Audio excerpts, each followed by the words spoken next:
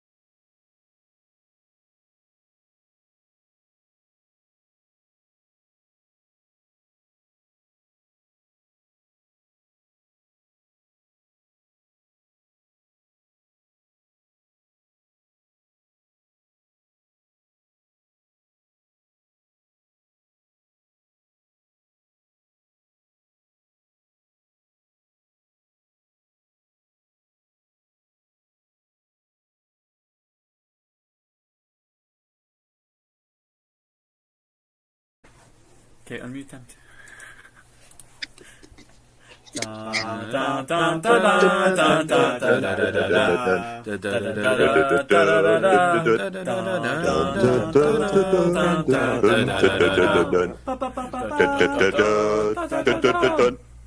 Welcome back, everybody. Welcome to the Hyperdrive Collective. This is going to be show 11 here.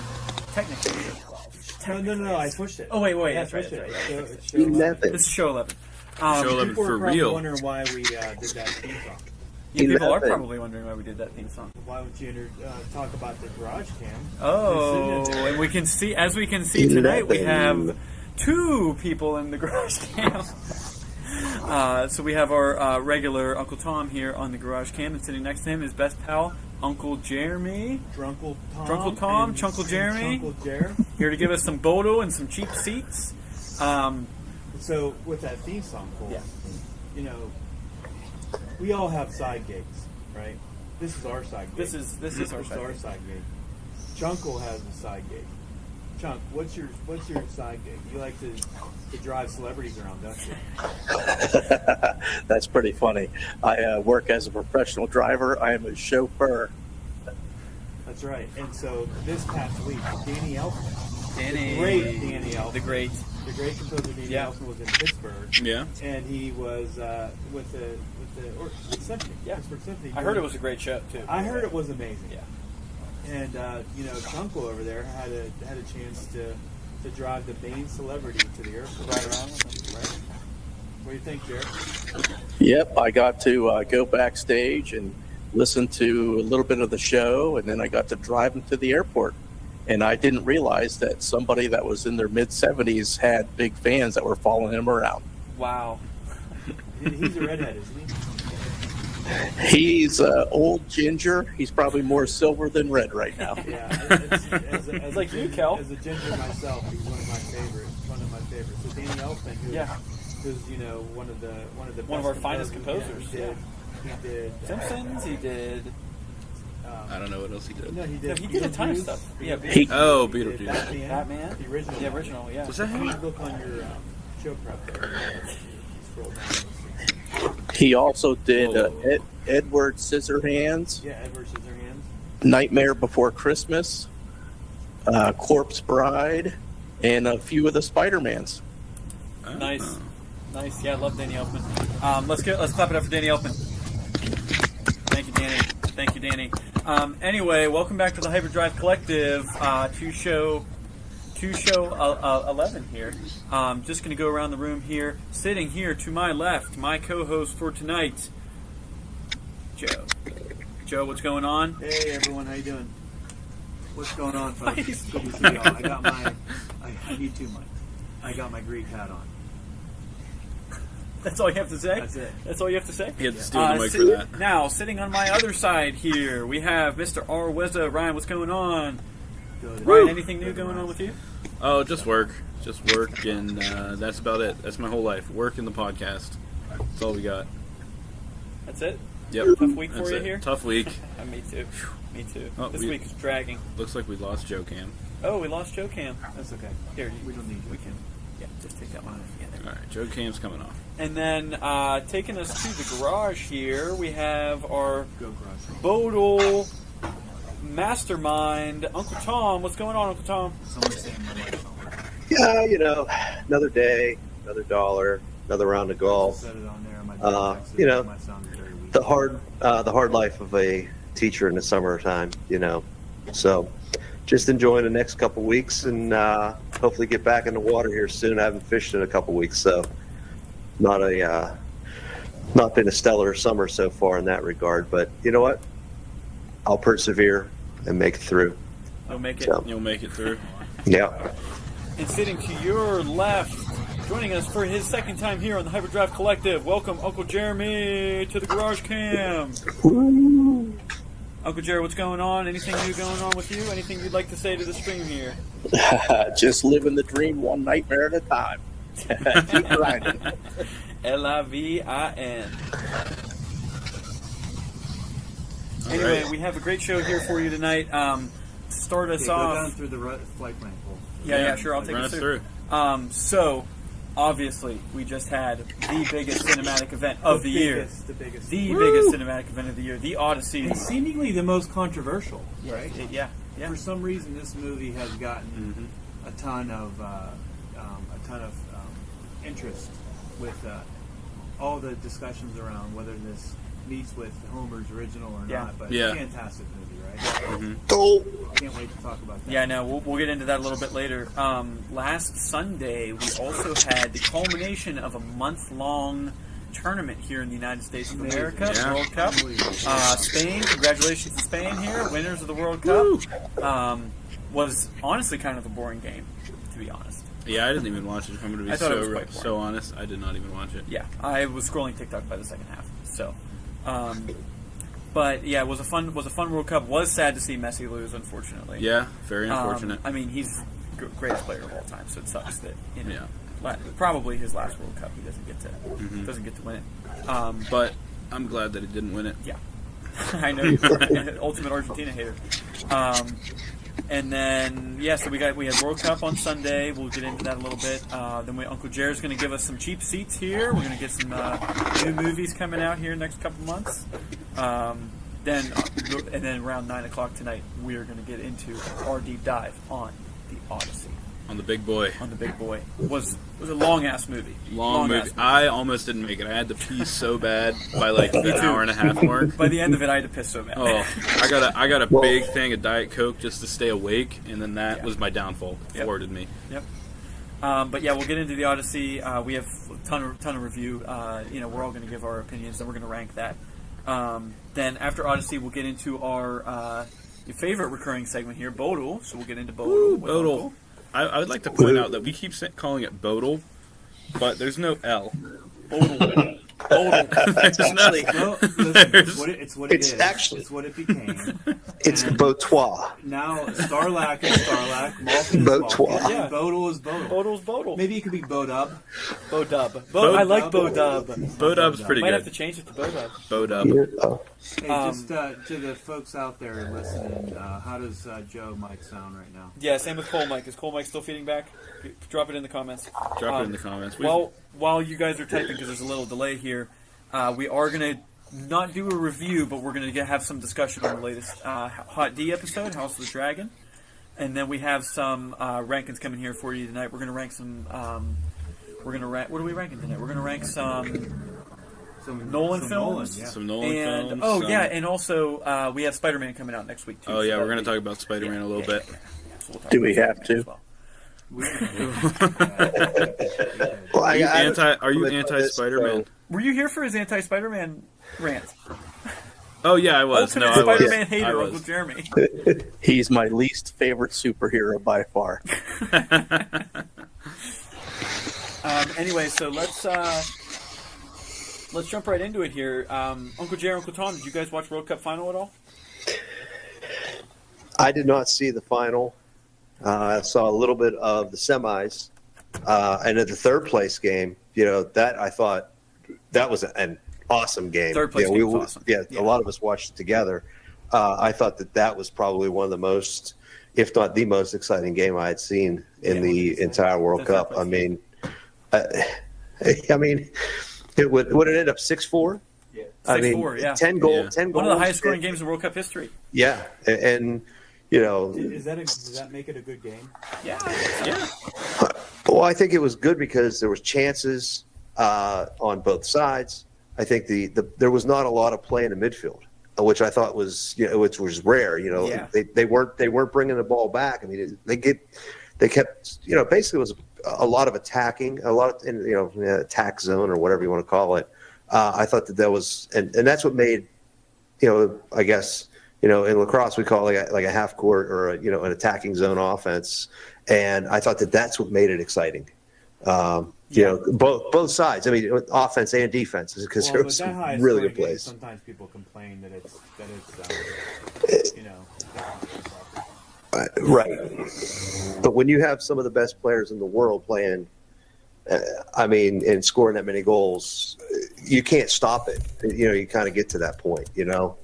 But I thought it was very good. I thought it was very entertaining, the third place game. And like I said, did not see the final. So Didn't get to see Argentina win or lose. So, Yeah. But Uncle Jared, did you watch the game at all? I did watch the game. Do you And think it was boring? I thought it was pretty boring. I think it was a good game, but a 1-0 game in soccer is boring, even if it's good. Right. Yeah. People would rather watch the 10-goal game Yeah. where there's constant action and they're always tuning in to see what's going on. So what's more important, the better game or more action or more goals? Yeah, I guess that's the question. Yeah. Well, I mean, the Argentinians have double the amount of passes than the other guys. Mm-hmm. The Spain had more than Argentina. Yeah. So, like, That's Spain it was defense. completely one-sided. That's Spain defense. I mean, Argentina couldn't do anything. They only had one goal couldn't do scored. anything. They only had one goal scored against them in the entire tournament. It was the Belgium game. I know. It was in that Belgium game. That's the only goal that they had against them. wow. Who Why can don't you play name the the flops, the flops video? Yeah, play the flops video. Yeah. We have some audio issues we're trying to figure out here. I think it's the second slide, Ryan. Second slide. Yeah. Yeah, that one. Yeah. All right. We're gonna. It's a classic video. We're gonna This is share. going to be classic. That right there. Share. Okay. Let's see it.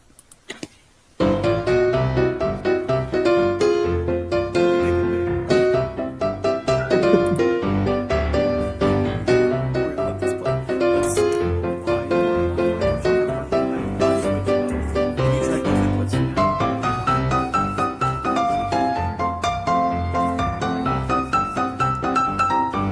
I'm trying to listen on the stream, but I can't hear you at all.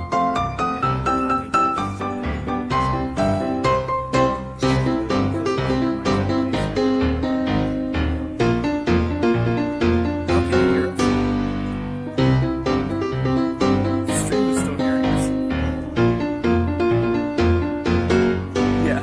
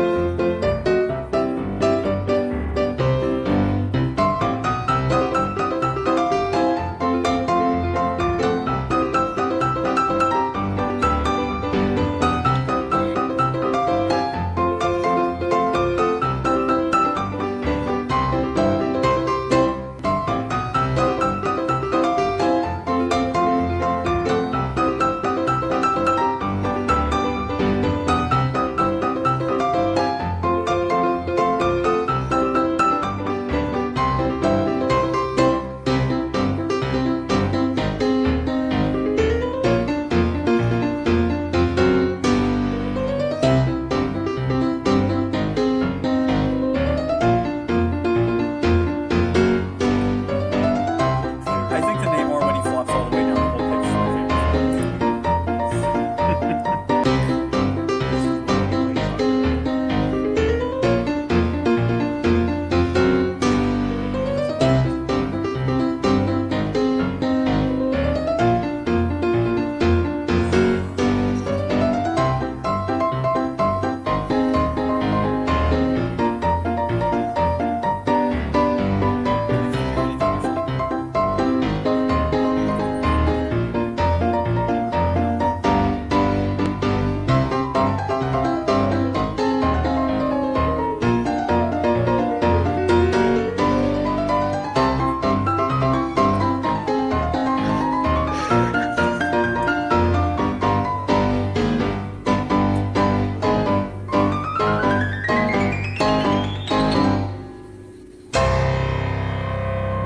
I can't hear anything you're saying.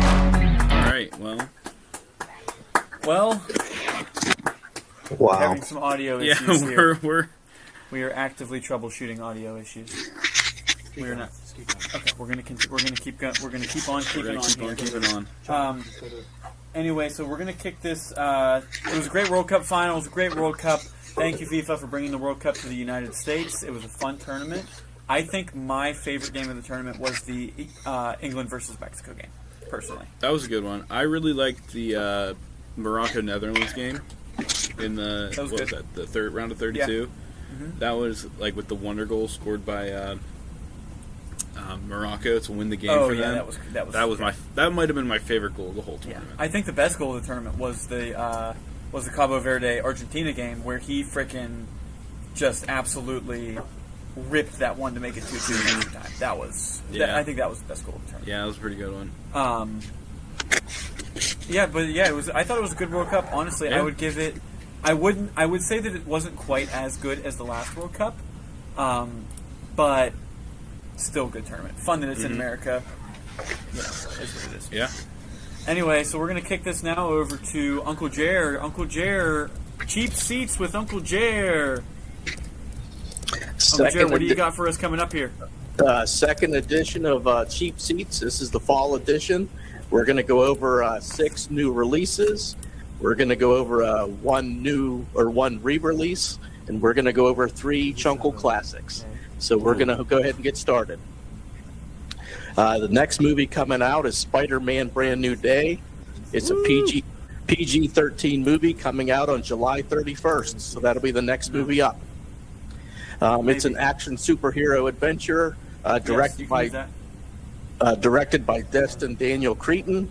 The movie starring Tom Holland, Zendaya, Mark Ruffalo, and Sadie Sink. This will be Holland's 4th standalone Spider-Man movie and the 7th time that Spider-Man has appeared in the Marvel Cinematic Universe. It's going to be delayed. But you will be able to hear it. Do you guys know the 3 movies that he appeared in outside in the Marvel Cinematic Universe? What are they? Who, Tom Holland? Spider-Man. Civil War was his first one, I think. Yep. Infinity War? Yep. And Endgame. Yep, those are the other 3. Yes. Good job, Cole. An interesting part about this movie is Sadie Sink is cast in the film, and every actor who's cast in the film, you know who they're playing. But Marvel has kept her character under wraps, and nobody knows what character Sadie Sink is playing, so that should be pretty interesting. The plot of Endgame, it's about Peter Parker trying to exist as Spider-Man, where a world that nobody knows who he is. He struggles with loneliness, his friends are moving on without him, and he's running into new threats. And if you tuned into the first edition of Cheap Seats, you figured out that Spider-Man's probably my least favorite character. So the world needs another Spider-Man movie as much as I need more hair on my back. Oh my god! Don't even put that on a shirt. Put that on a shirt. Put that on a shirt. Now, the question is, does he become the king of Ithaca when he's all said and done? We'll find out. We'll find out in his in his 8th Spider-Man movie. Yes. All right, the next movie on Cheap Seats is Super Troopers 3, and this is a shout out to one of Tom's favorite movies. Look at him over there. He's so excited. He's so happy. He's so excited. Countdown's on, baby. It's a rated R comedy. It's coming out on August 7th. It's directed by Jay Chandrasekhar, and it's starring the boys of the Broken Lizard comedy troupe. This is the 3rd installment of Super Troopers. The plot revolves around Farva's over-the-top engagement to Thorny's sister. Chaos ensues as the Super Troopers have to navigate Thorny's schemes, trying to cancel the upcoming wedding and trying to take down another criminal drug ring in town. Okay. It was because I was...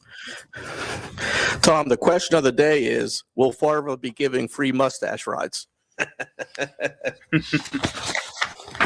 I still haven't seen Super Troopers 1 and 2. Oh my god, you've never seen Super Troopers 1? No. What is wrong with you? Super Troopers 2? Seen the first one. I mean, you've been like licking the, have you been like eating snozberries? Because they taste like snozberries. Yeah, because they taste like snozberries. Hey, this is a comedy classic, and they're now on their 3rd edition, so they're doing something right. Yes, sir. the chief going to be in it? That's what I'm wondering. He's still alive. Is the actor still alive? I think he passed away. No. Well, what's his name? Cox. Brian Cox. Brian Cox. Yeah, I think he's still. I think he's in it. I'm hoping so. You know, in about 2 weeks we can watch it and find out. Hey, you know what? There's no better way to celebrate Sidney Crosby's birthday than to go watch Super Troopers 3. Super Troopers. I'm gonna have to catch up. I'm gonna have to watch 1 and 2 before we go see it cheap. You're going to have some cheap laughs and realize this film will be nominated for 0 awards, acting or anything else, but you will laugh. Cole, it might get nominated for a couple Razzies, but Cole, you need to go see it. Meow. Right, meow. I should. Right, meow. Maybe I'll watch it. Right, meow. Well, I was gonna say maybe I'll watch it tomorrow on the way, but I'm driving. So. Hey, as you guys all know, this is like a work in progress. We're still learning, doing some things. We got things changing. The sound quality has been up and down today for this, so just give a little shout into the chat. The sound is better. And I'm going to remind the chunkles and the drunkles there that every time they scratch that every time they breathe on it or make a tiny little sip of beer, it's picking up on those little tiny mics. So just keep that in mind. I'm still not here. You're not hearing me? I'm hearing him. All right, the next movie up is going to be End of Oak Street. This is a rated PG-13 movie coming out on August 14th. It's a sci-fi adventure directed by David Robert Mitchell, and it's starring Ewan McGregor and Anne Hathaway. The movie is about... She's in everything right now. Is she our best Leia? I would say. Is she our best Leia? Like, she's quickly becoming like she and a few others. Well, since Dark Knight Rises. Dark Knight Rises. Yeah. Right. She's just into Odyssey. She's been in everything. She's been in Les Mis. She was Les Mis, too. She was Les Mis. Devil Wears Prada 1 and 2. Devil Wears Prada, yeah. 2, 1 Those and are 2. Mando movies, though. They're not. Those go on the side of the board. They don't go on the main board. They go on the side of the board. Yeah, I don't know what's going on. So the movie's about a suburban neighborhood that mysteriously is transported to a prehistoric world, forcing a family to fight to survive against dinosaurs. So J.J. Abrams is involved, and this film has given me off a little bit of Jurassic Park vibes. I am really excited for this movie. We saw this. I think it was when we were doing He-Man. When we were doing He-Man, we saw this. Wasn't that the trailer we saw it in? And I was instantly just enthralled by this movie. I am so excited for it.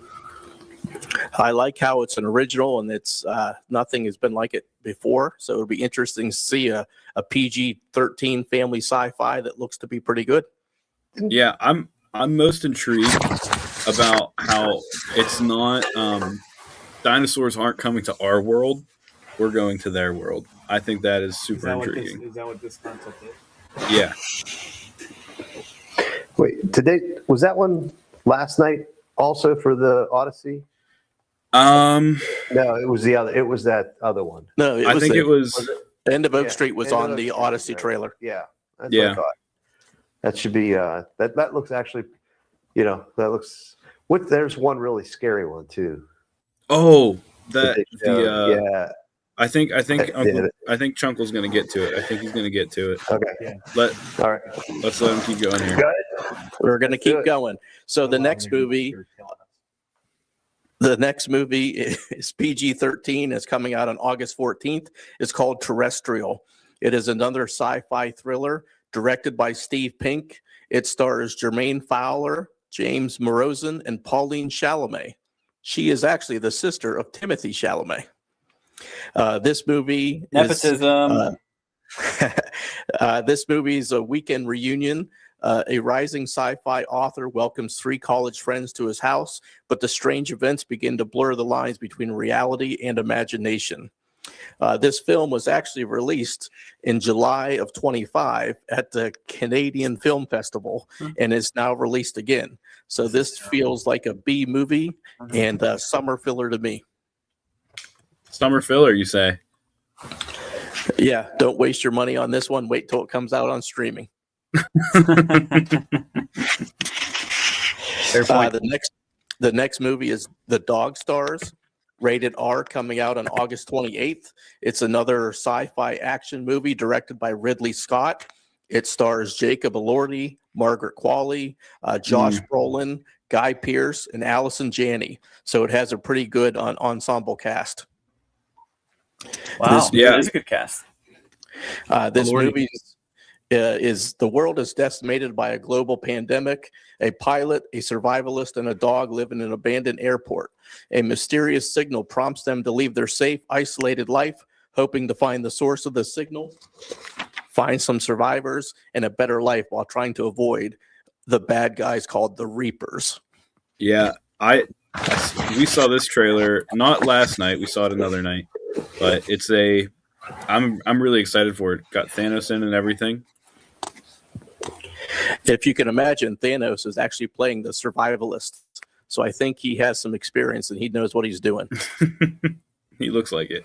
So, don't fear the Reaper. That's right, Tom. Don't fear the Reaper. Don't fear the Reaper. Do we think that Ridley Scott's gonna, is this got awards on it or anything like that, or is this, Well, Ridley Scott normally does some pretty good films, so I'm kind of curious to see how this is going to go. But I think this movie, The Dog Stars, there was another Brad Pitt movie that came out that had a dog as well. Oh yeah. And I kind of got those two confused, so I'm kind of curious to watch both of them. Yeah, the other one, I don't know if do you have it on there? The other Brad Pitt one? I don't, because that doesn't come out till December, so that'll be on the winter edition, not the fall edition. Winter edition. All right. That's the Beast one, right? That's the Beast. I think that comes out in November. Yeah, I think it's at Thanksgiving. We'll try Mike. Okay. All right. The next movie we have coming up is Street Fighter. It's rated PG and it's coming out on October 16th. It's an action adventure video game genre, and it's directed by Katao Sakurai. It has a really good cast. It has Andrew Koji as Ryu, Noah Centineo as Ken, Chun-Li, played by Kalina Liang, and it also has Jason Momoa as Blanca, Roman Reigns as Akuma, 50 Cent as Balrog, and Cody Rhodes as Guile. Cody Rhodes. So they actually have two WWE wrestlers starring in this movie. They got they have a whole this might be my favorite video game casting as a whole. I think that if I don't think we have any pictures of it in the slideshow, but they all look like their video game counterparts. They all have the same vibe to them when I think about it. Yeah, I think the look of the characters, the actors cast as the characters, are home runs. Looking forward to seeing it on the screen. Now, the movie follows Ryu and Ken that are being recruited by Chun-Li for the World Warrior Tournament to fight a conspiracy while facing their past or facing destruction. So it should be pretty good. Capcom, the creator of the video game, is co-producing. So hopefully they make the characters are authentic. They're able to incorporate the classic sounds, the character moves, and phrases into the movies. And I really hope my nephews learn some of the history of the game so it keeps them from getting destroyed playing against Uncle Jer all the time.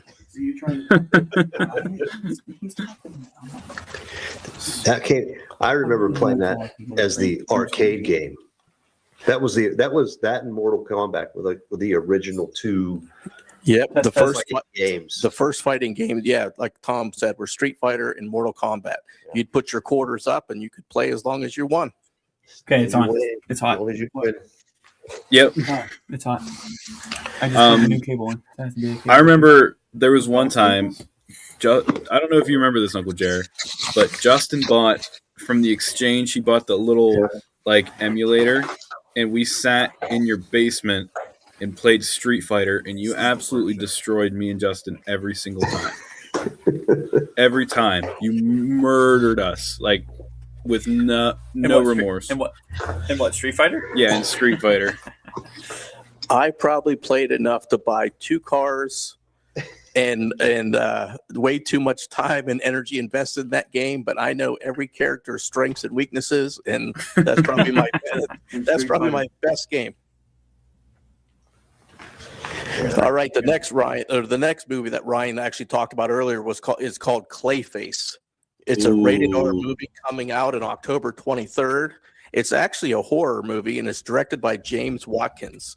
It's starring Tom Rhys-Harris as Matt Hagen Clayface, and the story revolves around a tragic transformation of Matt Hagen into a shape-shifting villain after a disfigurement. The film is a dark psychological thriller about identity loss. So this guy had it all, lost it all, and completely changed who he was. Mm-hmm. So it is part of the DC Comics series, and it's produced by James Gunn and Peter Safran, and it's, I guess, part one, chapter one of DCU's comics. So it's more of things to come. Yeah, I'm really excited for this movie. I've been reading all about it. Them using Basil Karlo, not using Basil Karlo as the main, because it's a whole thing with Clayface. There's about 5 different iterations of Clayface in the comics, and them choose. Is he like? He can change appearance. He can. Yeah, he can. That's his whole deal. The original one was just a shapeshifter, right? And then he became a monster later on. Well, so does he have his own comics? No, he doesn't actually. He's always like a villain, or sort of villain. And I don't think comments, correct me if I'm wrong, but I don't think that Clayface has his own comic book run or has ever had it. But I really like what they're doing with it. I really like how they're making it a body horror movie instead of just like a superhero movie. It's gonna be a horror movie, and I'm really a fan of that. I think it's them trying to get away from the family-friendly superhero movie and turning into a dark adult version of a villain. Yeah, I really like that. All right, so those are the upcoming movies for July, August, and September. I'm going to go over one movie that's coming out that's being re-released, and that is Avengers Endgame. Again? It was released in 2019. It's rated PG-13, and it's being re-released on September 25th. So if you want to check that out before Doomsday, it's coming. The movie's directed by the Russo brothers. All of your favorite Marvel characters: Iron Man, Captain America, Hulk, Thor, Loki, Black Widow, Ant-Man, Black Panther, Star-Lord, and the Guardians of the Galaxy, and also that annoying twerp Spider-Man. And Thanos. Annoying. You hate Spider-Man so much. Avengers Endgame actually concluded the Infinity Saga of the Marvel Cinematic Universe. The movie features Infinity Stones, time travel via the quantum realm, and the final battle against Thanos. So everybody knows the plot. If you're looking for a date night or a cheap movie, that's definitely one to check out in September. Nice. So there's one movie that I don't think you mentioned because it's not really a movie. Hades Town, the musical, is getting a limited release in theaters. I don't even know if we're going to see it out here, like if it's going to come, but it is Hades Town, the musical, on the big screen. So that's coming around in the next, I think it's this weekend it's coming. And what is that about? Yeah, what is that about? So Hades Town is the song of Orpheus and Eurydice, or Eurydice, depending on who you ask. And when Eurydice dies, it's another Greek tragedy.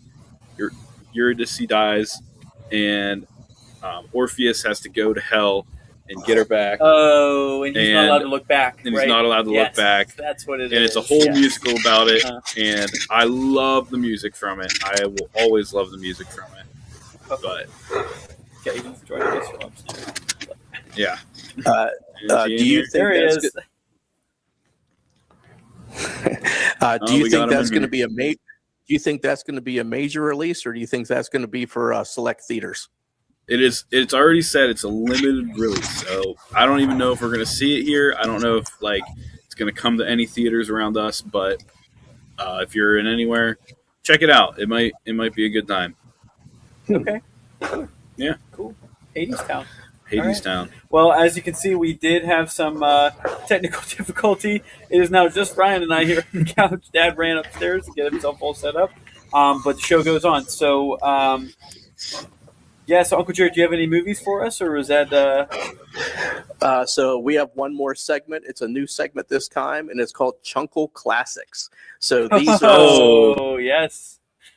These are sci-fi, adventure, fantasy, sci-fi movies from the 80s, 90s, and double zeros. And these are cult classics and bangers. And what I've realized is, Tom, you and I are pretty old. And a lot of these young bucks, they know all the new movies, but a lot of them haven't seen some of the classic older movies. That's true. So this is a way for us to share our knowledge and give you guys some awesome movies to check out. So I'm going to do a film from the 80s, one from the 90s, and one from the double zeros. All right. All right. All right. The first movie is The Road Warrior. This was R-rated and released in 1981. That's 45 years ago. Wow. It was a post-apocalyptic wasteland directed by George Miller. And this was actually Mel Gibson's starring role. He played the character Max Rockatansky, and that is what pretty much lifted him to superstardom. The Road Warrior. That was his first. That was his Mel first Gibson. big film. Yep. Huh. Now in Australia, it was called Mad Max 2. This was actually the second movie, but in the US they called it The Road Warrior. Road Warrior. Max Rockatansky is a cynical drifter that agrees to help a gas-rich community get rid of a horde of bandits. It is a dark, sandy, dirty, desolate movie. It's a low-budget movie, but that movie has kind of turned into Mad Max Fury Road and Furiosa Mad Max Saga. So those movies today came from The Road Warrior. Yep. Wow. Launched that whole series. Yeah. And if you're looking to watch those, and if you're looking to stream it, you can always use your parents' account. It's streamed, even though the movie is 45 years old. You cannot watch it for free. really? Really? No, Wow. on Prime, Apple TV, and YouTube, it's a $4.99 rental. Wow. Wow. Breaking the bank here on the Road Warrior. A lot of money on the Road Warrior. So Mel Gibson needs his royalties. hey, Yeah, apparently so. 45 years old, and you still have to pay for that movie, which I find pretty interesting. Yeah. The second movie coming up from the 90s is Starship Troopers.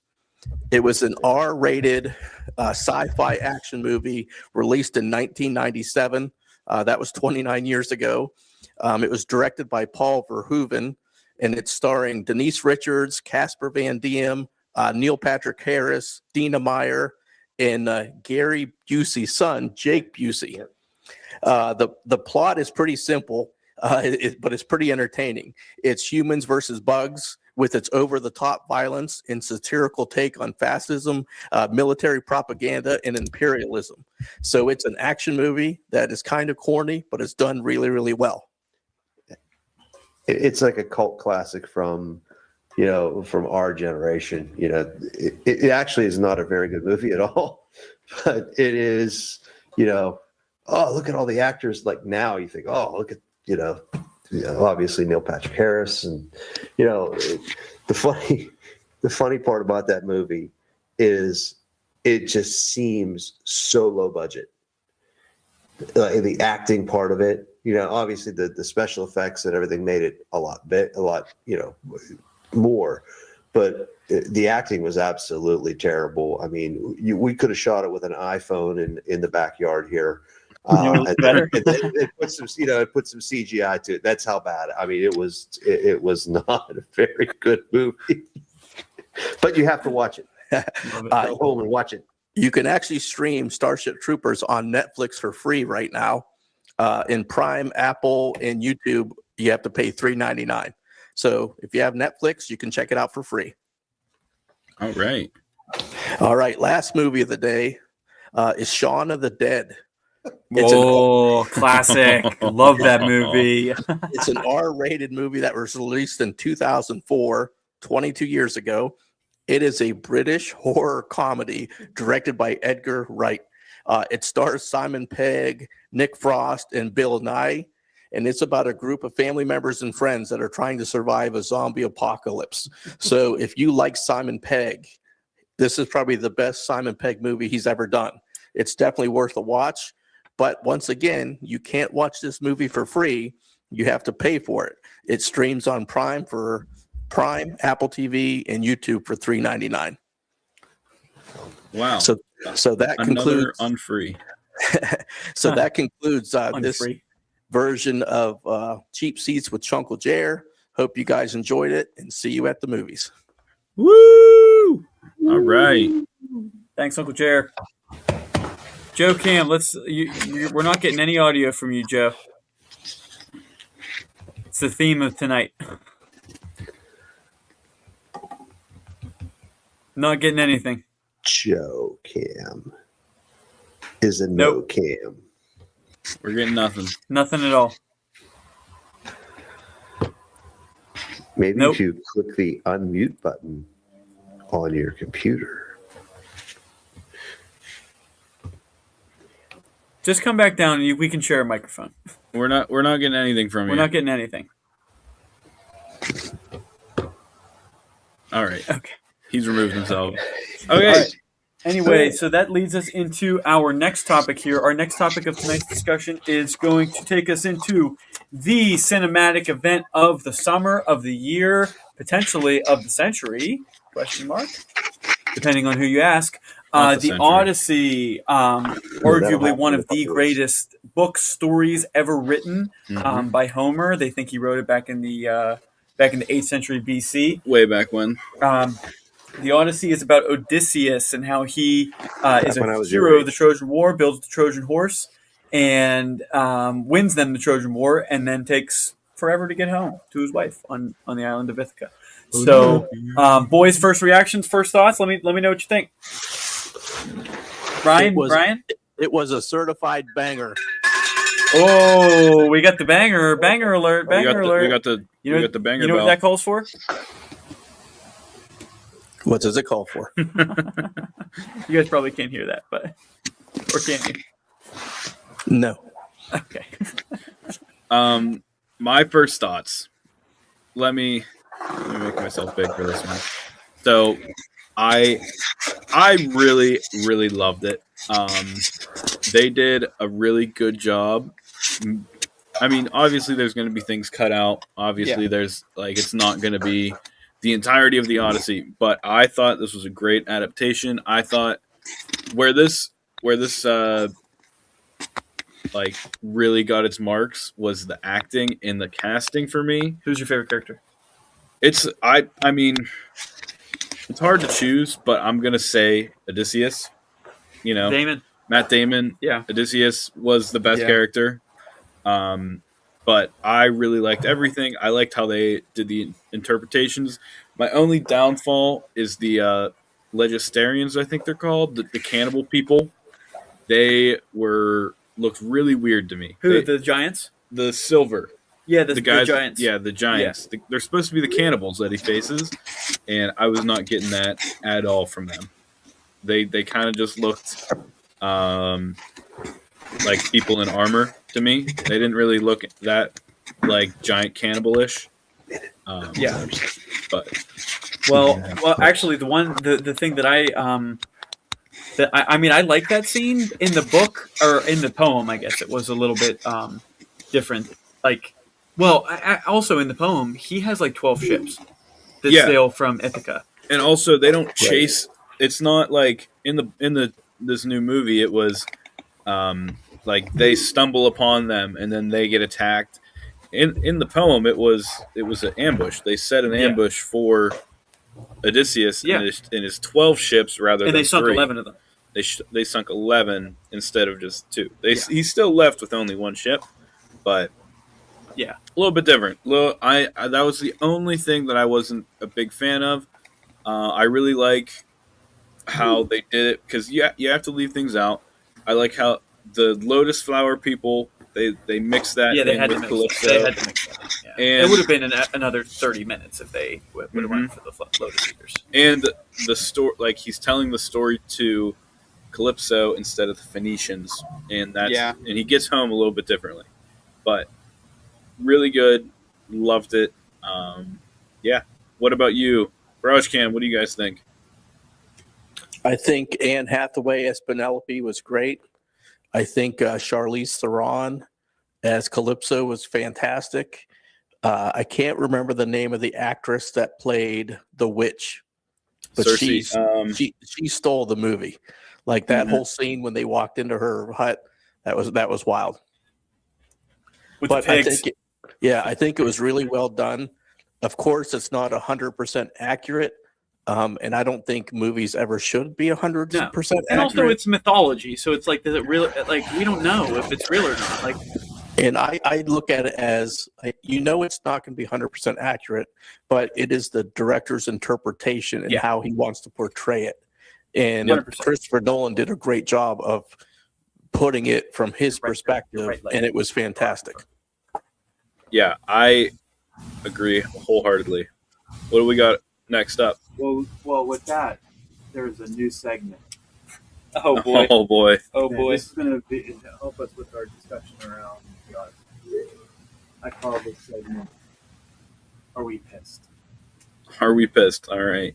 So with We got this, the are we pissed up on the board. Yeah, are we pissed? So with the collective reacting, are we pissed that now it sounds? I mean, do you hear that? I just checked on the stream. It's still the same thing. I don't know why. You guys run this. Okay. Ask the questions. Okay. All right. There Are you we go. pissed? I'm going back to my. Okay. All right. Are we pissed? Welcome to the new segment. Are we pissed? Are we pissed that no other gods were characters in the movie? Yes or no? For me, I don't really care. Garage, I wasn't pissed that there weren't more gods in the movie. No.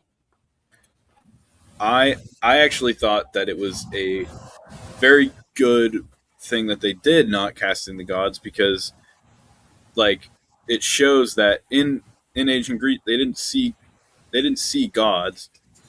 They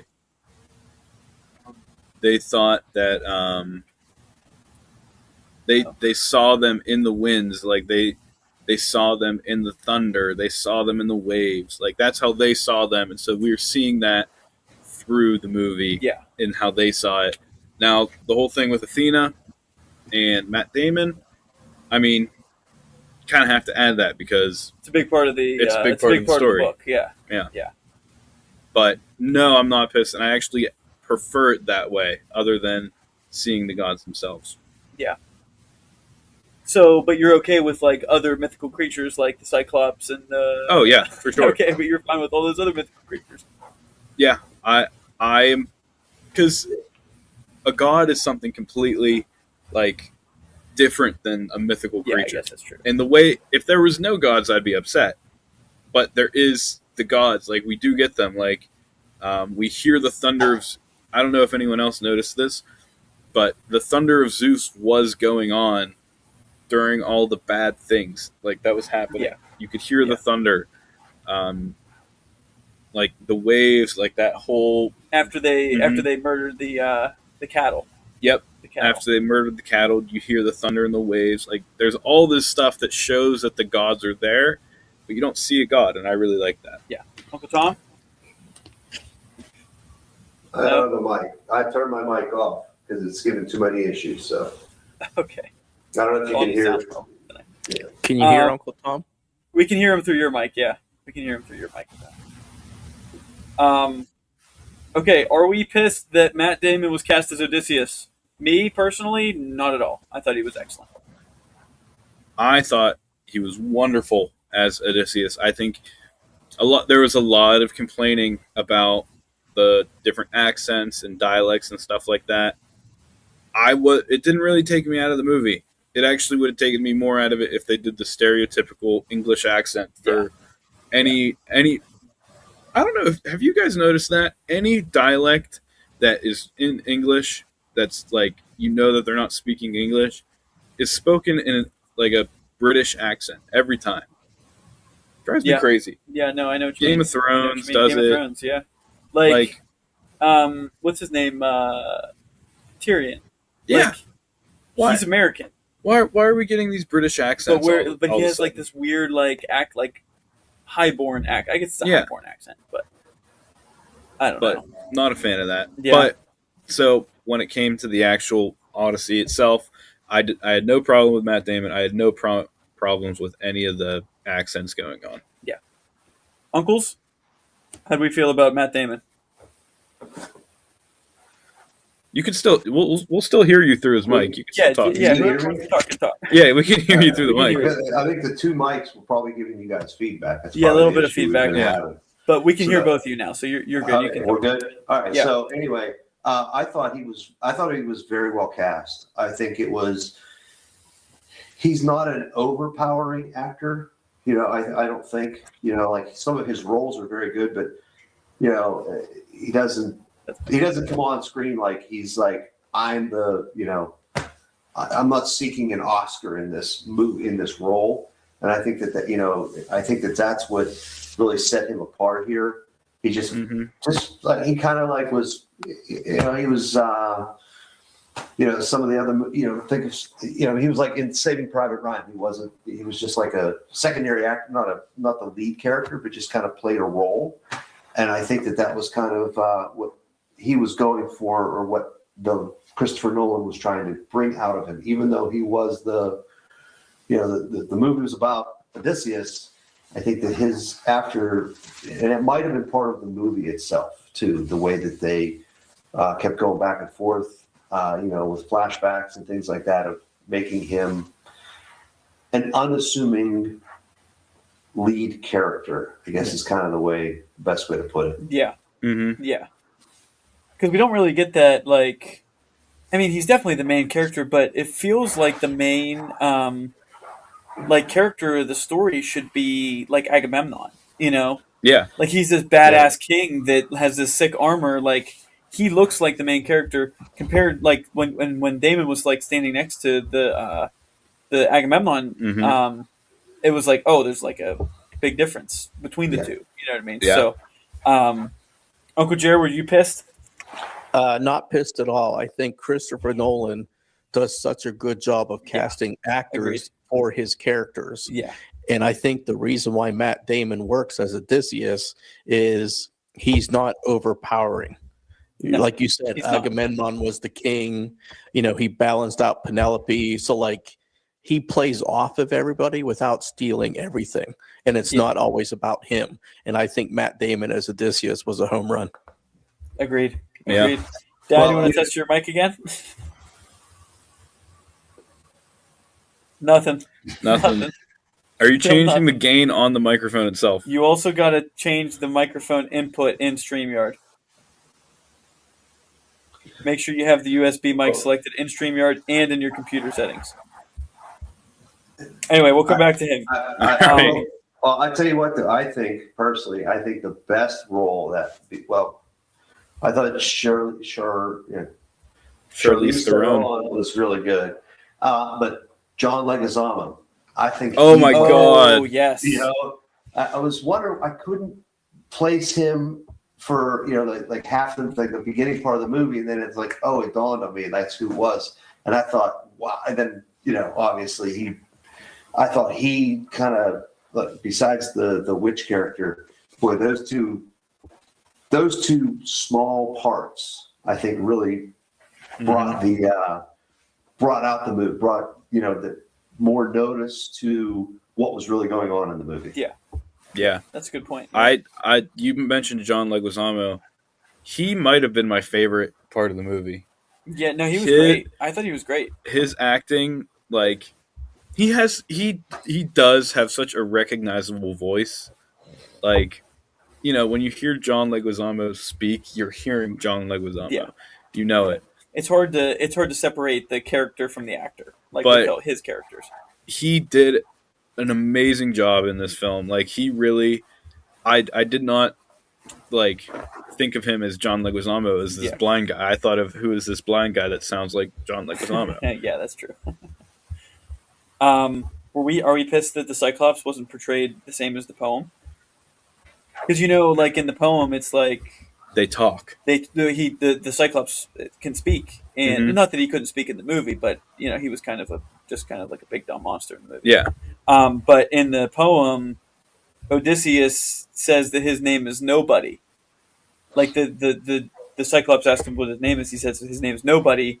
Then when he leaves, he turns around and says, "Oh, my name is Odysseus, and I outsmarted you, whatever." Blah, blah, blah. And then the Cyclops actually curses Odysseus, and that's why the ships all get wrecked. It's because he prays to his father Poseidon. Yeah, and then he wrecks all the ships. In the poem, it was also like they didn't just like sneak out. Like there was a whole like the witty back and forth between the Cyclops and Odysseus is what saves them. Yeah, and they clung on to the bottom of the sheep. That's how they got out. Yeah. And he held his hand in front of the thing so that he could pet all the sheep to make sure no one was trying to escape, which was similar to the movie. But but are we pissed that they changed it? I'm not that pissed. I thought it felt like almost like a horror movie scene. That whole cave scene. It was like when he ripped the heads off and starts chewing on the soldiers and when they stabbed them in the eye, just the scream that the Cyclops let out, crazy. But I'm not pissed. The only thing that I would change about it is one, the Cyclops can't seemingly like speak. Like we hear it do a little bit of speaking when it's like saying a prayer and the whatever. You hear it at night doing the, but you can't really hear what it's saying. I would like a little bit more, make the Cyclops an actual intelligent being a little bit more. Yeah. And in the movie, like it was a very general curse from Poseidon. Like he gets shot in the eye, he goes on a rampage, and then there was no like real Cyclops is cursing you in Poseidon's name. No, it wasn't like Poseidon, please rain down hell upon these, Yeah, it was more of Greek like warriors. Father help kind of a thing. Like it wasn't. And then it's kind of assumed if you know the story. I don't know anybody who doesn't know the Odyssey. Yeah. Even if you never read it, you've seen it in 1,000 other stories. So I don't know. I wasn't that pissed about it, but I wasn't that pissed. Yeah, uncles. I think Ryan and I were talking yesterday after the movie. I really like how they made the Cyclops look. In other and to that, all of the the other parts of the movie, I thought, I think like the whirlpool scene, and the with the sea creature that came out or whatever it was. I thought that they did a very good job of not making those over the top. Like the Cyclops really wasn't, it kind of just looked like just a large human being. And they even made it look like he actually would have had real eyes. Yeah. So, but there was just one turned sideways, and it kind of made it more human. I think that, instead of making it like some kind of like big, ugly character and that would have it would have kind of made that over the top as opposed to just kind of keeping it like, and going back to what we talked about earlier too, is, the scene wasn't very long. The whole It wasn't. It was like a 10-minute scene. Yeah, it was. If that, and it was boom. So. Yeah. Now, you mentioned you liked the way it looked. I'd just like to mention that Christopher Nolan hates CGI. And I don't know why, but it makes his films look really good. And so this is the puppet on the right side here, or the left side of your screens. This is the puppet that they used to make the Cyclops. This is a real, I think it was like 60 feet tall or something like that, puppet that they used in the filming. And then you can also see custom rigs on the Ancient Seas. Another thing that they did was to get the whirlpool in the when he's passing through the whirlpool versus the monster. The maelstrom, yeah. They used a combination of speedboats and jet skis to kick up the water in a circle to make it look like the water a was whirlpool. circulating. Yeah, that's pretty cool. And there's a bunch of different examples, but Christopher Nolan hates CGI so much that he went to make the 60-foot Cyclops real rather than. Wait, isn't it also true that in the one scene where they were getting pummeled by storms, that the actors were actually getting seasick? Wasn't that a thing that happened, or am I making that up? That sounds like it could be true. It sounds like something gentle. But Yeah, could be totally could be made up, but could be real. Yeah, I wouldn't be surprised if it was real. Like the castle in Ithaca, also, that's a real castle in Italy that the actors and everyone had to hike to. Really, they film? Yeah, they had to hike to it to film it. That's almost like Lord of the Rings, where they're going up in the mountains on location. Yeah. You know? Now, not to get critical here, but if you know your history, you will know that the castles that they used and the scenes in Ithaca and Troy, they're made of concrete, if you notice, and especially the part where he breaks through the floor. Mm-hmm. Guess what? Concrete was not invented yet in 18,000. It was not, and it was in Rome. So I'm sorry, but that was a couple thousand years later. Sorry, minor faux pas here. The old the history teacher and me coming back out there, but but no, it was. But yeah, I just thought that however they did it, I think that they pulled it off. They made that movie real, very, very realistic. Like you could be, obviously at that time period, you could, have a good feel. Are we pissed that they didn't show Agamemnon's face? I thought that was a really cool addition. I thought it was a good detail to leave out. You know what I mean? Like, he's almost like a mythical figure at this point, He's the king of kings of the time of the Mycenaean region of Greece, so... Yeah. That's him right here on your screen. I mean, we kind of see his face, and we know who the actor is. I mean, we know who the actor is, but I liked how they deliberately didn't, show you, hey, this is the guy. Yeah, this is King Agamemnon. It's kind of like it's kind of like what they did with the gods too. Yeah. You're not showing the gods. You're not showing these big things because you don't really want to put a face to them. Yeah. I was mentioning with Dad after the movie, they even in the scenes where Agamemnon is supposed to have his helmet off, he's with I can't remember his wife's name, but he's supposed to have his helmet off. He's being shot from behind so that you can't actually see his face. We can't purposefully shot that way. It's purposely shot that way. Which I like that. That's a cool detail. I think so. Yeah. And another thing to mention about Agamemnon is in the one scene when Odysseus opens up the walls, him just straight aura farming. That was like Batman. Best scene in the movie. My favorite scene. Just aura farming. That was so cool. Yeah. That was cool too. That's what I was going to say. Yeah, it was awesome. I think he had 4 minutes of film time that entire movie, Mm-hmm. but it seems like it's so much more. It's one of the most memorable characters from that movie. Because they always shot from behind, and you always saw the size of him. And I think just the pure size difference between him and everybody else made him that much scarier. Yeah, definitely. Who are you talking about? Oh, we have audio. We have audio. Are you done pouting now, or are you going to reach? Listen, you guys, ever since I turned my mics up last week and the week before, you've been plotting away to keep me quiet. And I figured out what to do. This is the only way we can keep you quiet. That is to break the mixer mid-show. That's okay, you guys. Listen, this was the best show for Chunkle to join. That was a fantastic segment for Cheap Seats. Agreed. It's exactly what we wanted. Since I wasn't able to join the pod here for a few minutes, I checked the analytics, and YouTube and Google broke. We're over 1 million live viewers on the Chunkle stream. So fantastic segment, Uncle Jared.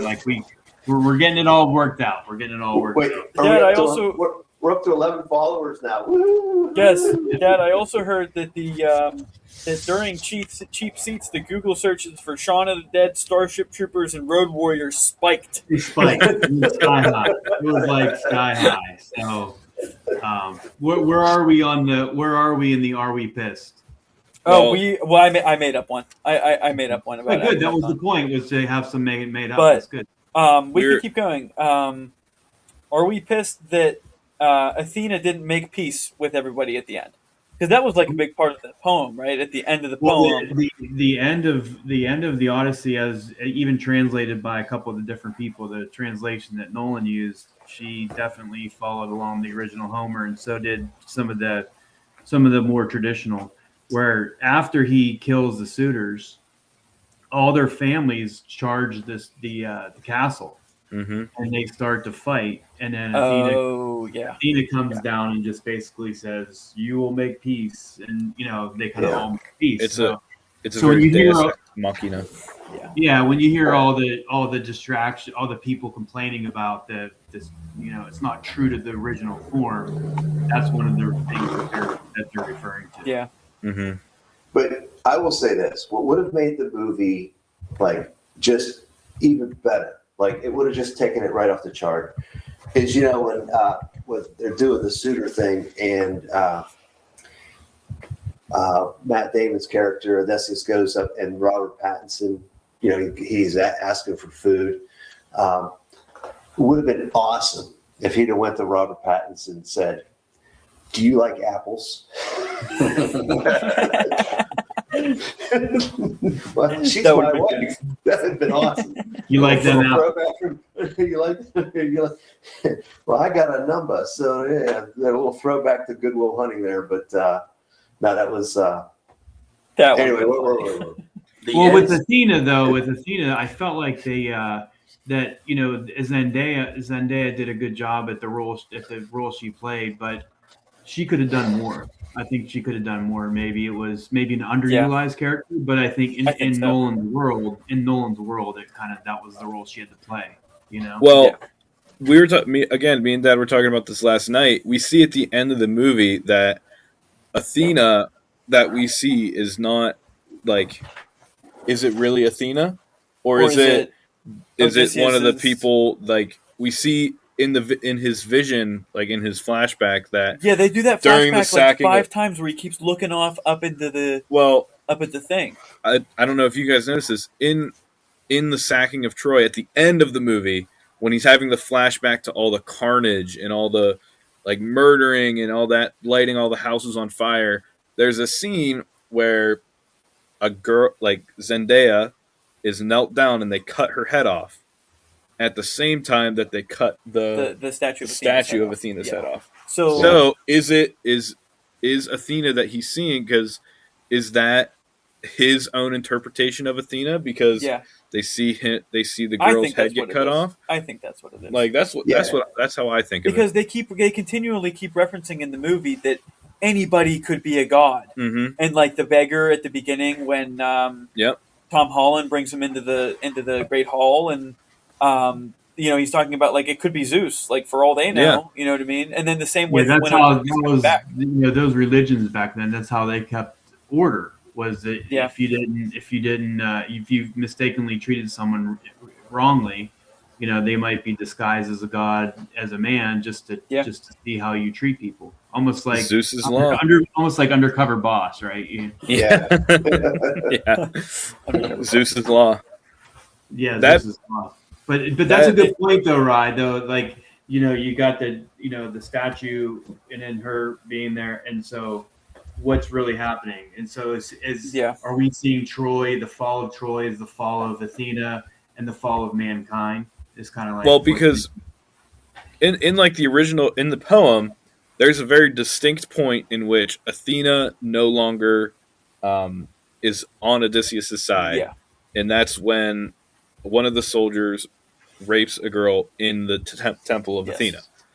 And there's none of that in the movie, but there is this there's not in the movie there's not an explicit point where it says, "Hey, this is when Athena switches sides." And that's when you can see like I think they did that a little bit with the statue's head being cut off, but I don't think that there was like I think that kind of showed like the moment whenever Zendaya's head gets chopped off. Yeah. Well, I mean, the criticisms over the version, like, let's face it, he spent 7 years sleeping with Calypso, Yeah. and a full year sleeping with Circe. Seriously, And so for 8 years he's being, and remember in the original poem too, Calypso, that wasn't the Lotus. The Lotus Eaters were on a different, it's a different spot.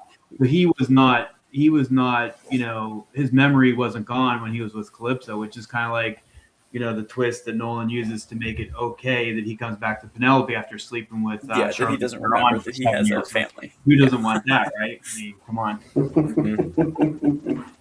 Can't say that on live television here. I can't say it on live television.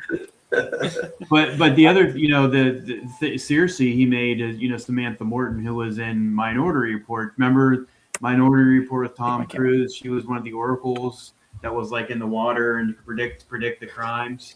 And she was the one that was like, run, like she hasn't acted for years. And then after this one, Nolan gave her some new life. But that was probably one of the greatest scenes of a movie I've seen in a while was that Circe scene. What do you think about that one, Ryan? So there's one thing that I wanted to bring up. It's really prevalent with Circe, but it's kind of the underlying tone throughout the whole movie. So in the Odyssey, it ends on this great time of Greek and world peace, but we know from history that didn't happen.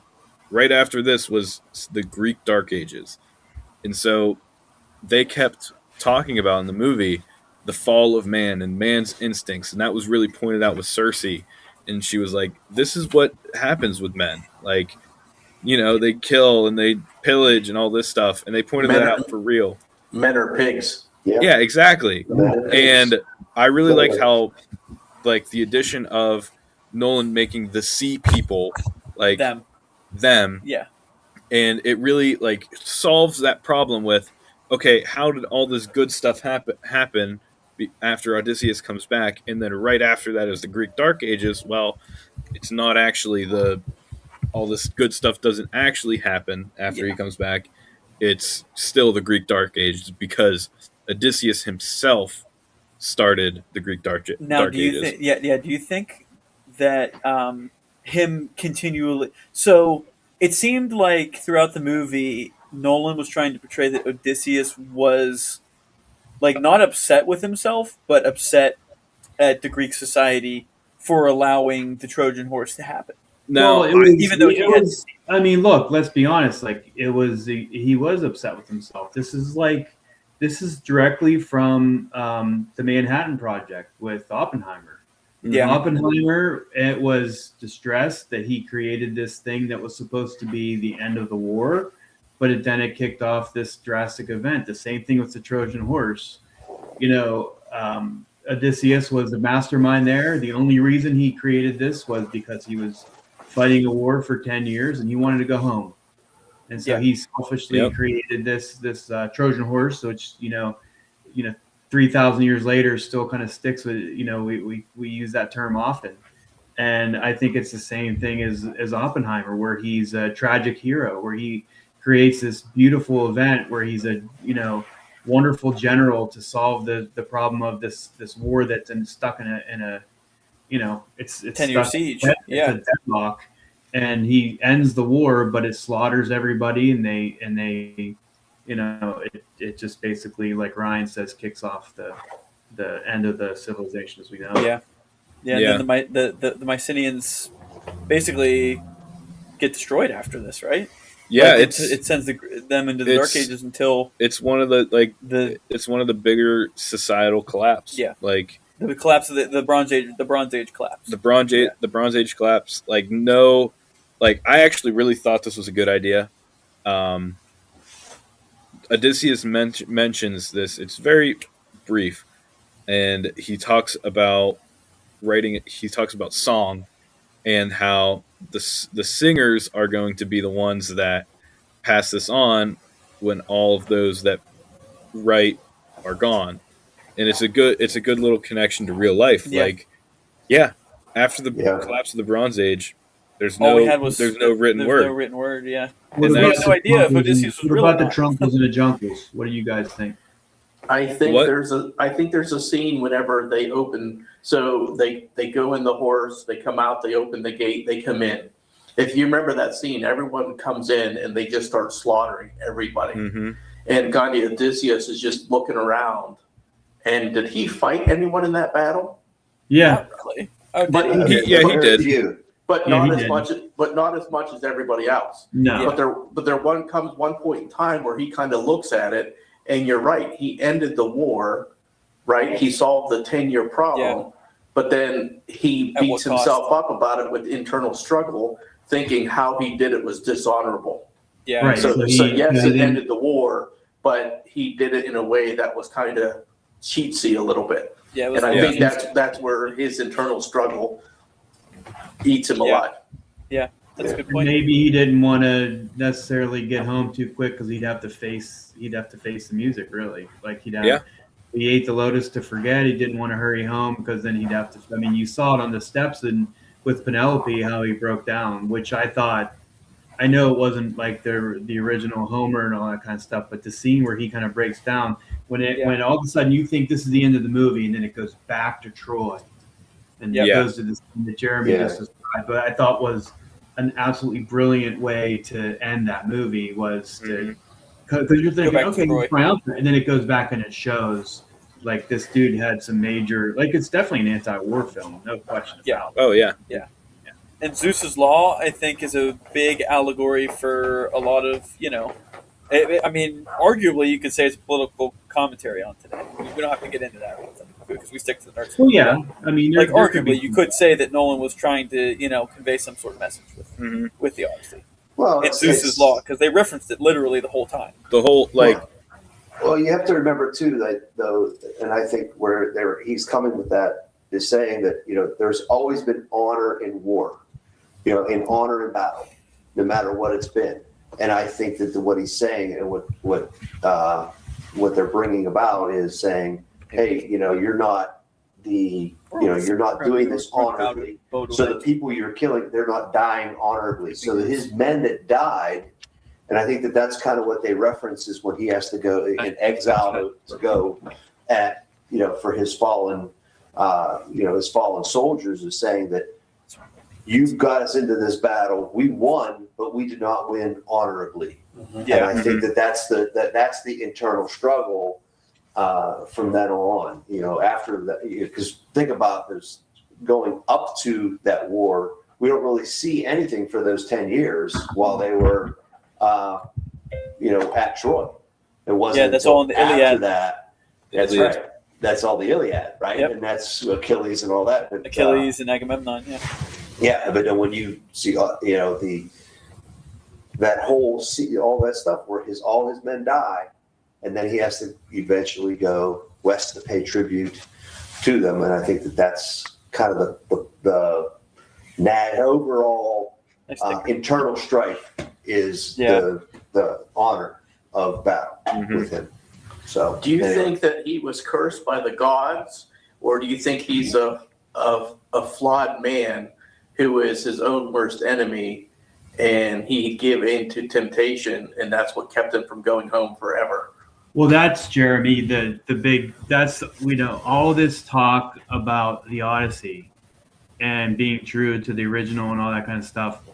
In the original, in the Homer translation and some of the translations, more of the modern ones, he was cursed by the gods. He literally stuck his, when he killed the Cyclops and said, "I am, Odysseus," like his pride kept him going, and every step of the way he pissed off another god, and that kept him from going further and further, further away from going home. But clearly, Nolan is taking a different approach to that, which I appreciated, and I think it's probably a more modern take. But some people are even saying that Homer, like some of the translations that we go from, are embellished. They're quite embellished. Definitely. It's hard to say when you're talking from the time that Homer wrote it in 700 BC to the time it was first written down was something like 300 BC. So like something like 400 or 500 years went by before anyone even wrote it down. So like so there's just translation after translation. Who knows what the original was? But I think the more modern take is that he pissed off the gods, and the gods played an active role in the poem. Like they were characters in the poem, and in this one he just put in Athena. So I like the adaptation to it. I thought Because there also that was one other big thing that they missed in the movie was the wind god, because they end up on like the wind god's island, and he gives them the bag of wind. Right. And then when Odysseus is sleeping in the poem, they literally his crew opens the bag and releases all the winds, blows him all the way. Like he was at Ithaca, he could see his castle, and he was sleeping. They open the bag of winds, sends him all the way back on the other side of the Mediterranean. All right, what are we pissed about still? Is there anything left? A couple other things. Are we pissed that? Wait, what the hell does this say, Dad? I can't read your handwriting. One of them is the kid that Odysseus didn't slaughter the suitors or hang the traitors. I mean, he kind of did kill all the traitors. Well, he did, but when he went back, he brought his people. You know, they went in, stormed the castle, and then they hung everybody. Like they literally, all the traitors, they hung them. Like, do we like how this thing ended? I thought it was fantastic. I did too. I liked it. I enjoyed. Well, here's what I didn't enjoy. Tom Holland looked like a little bitch in that last fight. Like he didn't really do much. He could barely take on a farmhand. He was dying up there. Like he literally got stabbed twice by this farmhand. And like I get it. They're trying to show that he's a boy, but at the scene directly after this, he becomes king. Yeah, he's the king. Well, he has to at least be 20 years old though. Like so, that's not a boy. Like I felt like they missed. That's even worse. That's even worse. I think they missed on that one. I think they were trying to show that if he couldn't fight because then he would be exiled or something. Where I thought he did a pretty good job in most of the movie until the very end. I thought he should have done more than just beat up the guy in the upstairs and throw the sword down the hole. Yeah. And I wouldn't even say beat up. I would say struggled tooth and nail. Struggled against the farmhand. What did Mentor teach him? Nothing. But he did look completely jacked at the end when he was the king. Yeah, he did. Was sailing off and he was looking buff. That's another thing. I love the design for that king. Like I love the simple gold band with the golden arm bracelets. I mean, I don't know how historically accurate it is. Nice ticker. But it looked pretty cool. That's another diversion from Homer's. When Odysseus came back, he resumed reign as a king, and Telemachus was just the prince. Just the prince, Yeah. Wrap this one up, Cole, with the Wait, I actually have one more. I have one more. Are we pissed? I have one more too after Ryan. Yeah, all right. Go ahead. Are we pissed that Christopher Nolan casted two different Batmen in this movie? Oh boy! Now we know Robert Pattinson, and for those of you that don't know, Travis Scott was in this movie, and Travis Scott is Batman. This is our second Batman. I kind of like Trav's character, though. I like Travis Scott's character. To be frank, I didn't think he was that bad. Nah, he I'm did not pretty pissed good. about it. Travis Scott, Batman. But no, Travis Scott. If you heard Nolan's reasoning behind it, I think that's pretty cool. Yeah, his reasoning that rappers are the storytellers of today, and Homer was the original storyteller with the poems. So connection. And I like it, and he also did a good job. He did. I think he did a great job. I didn't even. I noticed it was him. I thought it worked incredibly well. I thought it worked really well. Yeah. And I think Travis Scott had the ending song too, like the ending credit song was Travis Scott. rap. Well, I didn't stay for the credits. No, nor did we. I had to piss like a rat. So did I. Well, we started. Actually, to walk out for a while, and I think that song kind of kicked it in a little bit.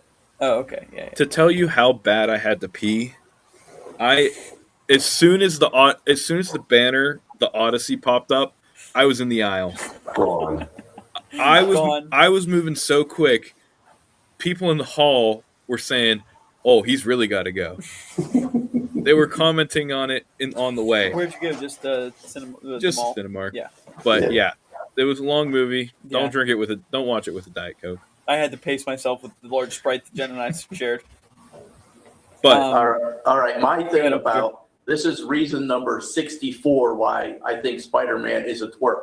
You guys sat here and said how Tom Holland was soft. He wasn't tough, right? But he plays Spider-Man. So if he can't make Telemachus look tough, how is he supposed to make Spider-Man look tough? That's fair. That's fair. Well, I mean, he's in a full body onesie, so that also doesn't really help. And he just married Zendaya, so what's going on there? He's got it going on. I don't know if anyone's noticed, but I've taken 20 sips out of this cup, no water, empty. So think about this. In 2 weeks, Tom Holland and Zendaya will have 2 movies that are on the big screen together, and they're going to be I'd say a month from now, those movies are going to be grossing $1 billion between the two of them. I mean, that is freaking crazy. I mean, Zendaya. That's a power couple right there. The hottest actress out there right now, I'd say. You have Odyssey. You got Dune Doomsday 3? coming out too. Dune 3's coming out. Yeah. The Spider-Man. Mm-hmm. She just did Euphoria. I mean, her and Pattinson and Tom Holland. Anne Hathaway too. Anne Hathaway. I mean, she's out there right now. Yeah, they're crushing it. They're crushing. She was a good Catwoman. She was a good Catwoman. So wrapping that up so we can get the beer of the week. We'll just finish with the Travis Scott, then Zendaya, and the other 2 obvious ones were Helen, the Queen of Troy, and Elliot Page. Like, are we irritated that at Nolan's casting? Like, No. a lot of people is gaining a lot of. I don't think so. I didn't bother me not one bit, but Me either. this movie has gotten more press on the casting choices than I've ever seen. Than most other movies get on the movie. Yeah, What do you think? What do you think about Elon Musk that wants to do a Odyssey AI version? Did you hear that one? Well, I think that it's funny you say that. Can you mute the garage cam? Oh my God! What's he doing over there? The garage cam get muted somehow. Ryan, can you mute the garage? Okay, yeah, they're muted. Jesus, whatever Tom decided to do at that point, that's worse than me. Here's the thing I think about that. Like, if Musk would just create something and put it out there, or if anyone, not just Musk, if anyone would put something out there, make your own version. If you don't like what Nolan did, make your own movie. Make your own. Right? Nolan built his own cameras. They had to build special cameras for this film.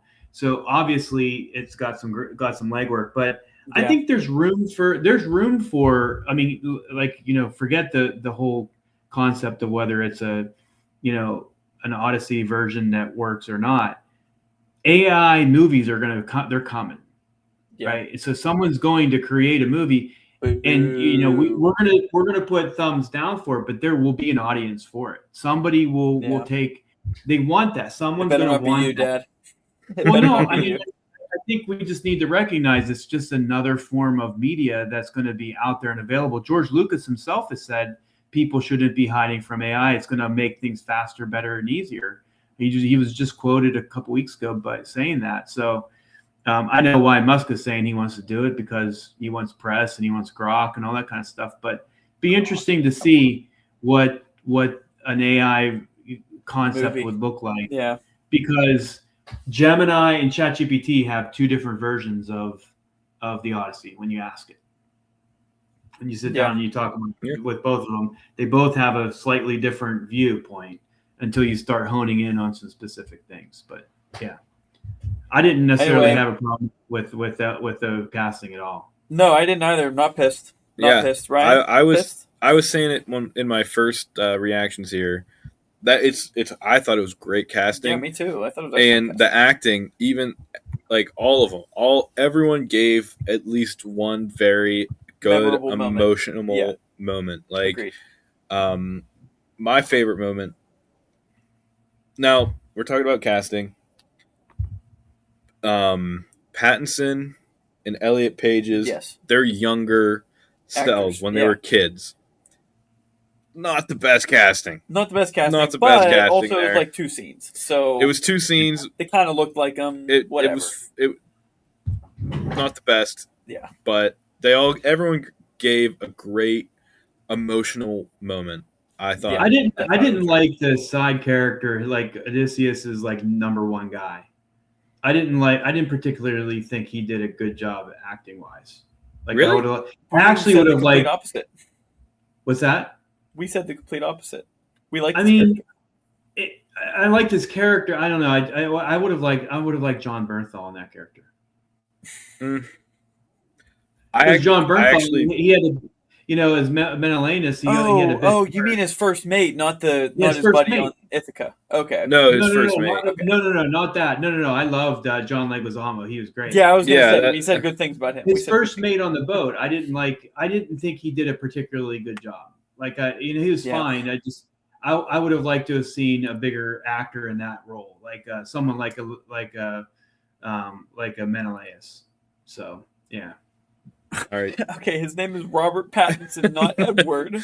And okay. Anyway, I thought he did a good job at being wishy-washy because I feel like the whole character was him supposed to be like wishy-washy towards Odysseus, and I thought he did a very different opinion.